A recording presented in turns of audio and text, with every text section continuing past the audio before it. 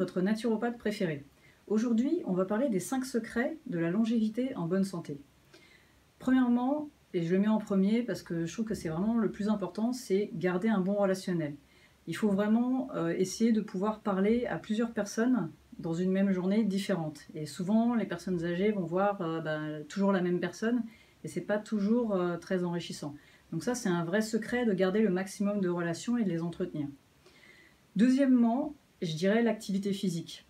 Ça peut être faire du jardinage, hein, vous n'êtes pas obligé de faire un marathon comme certains. Et pourquoi l'activité physique?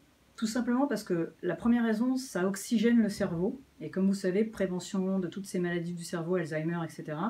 On a besoin en fait d'avoir un cerveau qui est bien oxygéné pour que le sang soit aussi bien oxygéné. Et la deuxième raison, c'est pour préserver ses muscles. Parce que le problème, c'est que moins on a de muscles, moins on a de stabilité et plus on risque de chuter quand on est comme ça un petit peu plus âgé. Donc le deuxième, l'activité physique.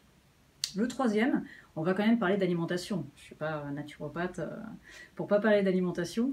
Et là, pour l'alimentation, j'ai 2 choses importantes à signaler. La première, et on n'en parle pas assez, c'est ce qu'on appelle un peu techniquement la sarcopénie, mais c'est le fait de manger moins de protéines. Parce que souvent, on n'a pas forcément des dents en bon état et on n'aime pas trop mâcher.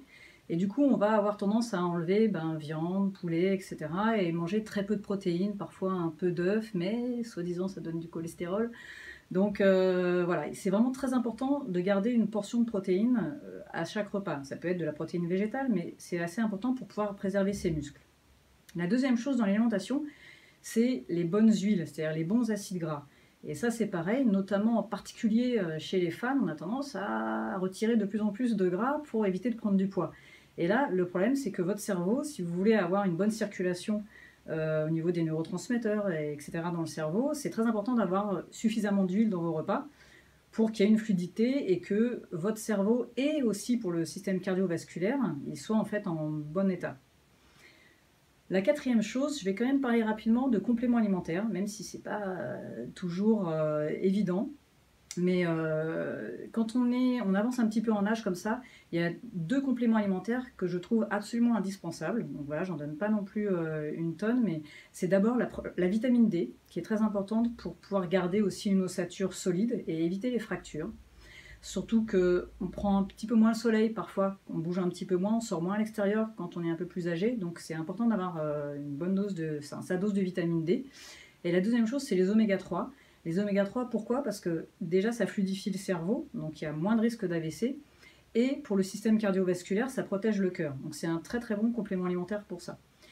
J'en vois aussi un troisième que j'aime bien, c'est le silicium, qui pour moi est le complément alimentaire entre guillemets du senior, parce que ça permet de ralentir les rides. Donc voilà, mesdames et messieurs, si vous voulez garder votre jeunesse et votre beauté longtemps, le silicium c'est un bon secret.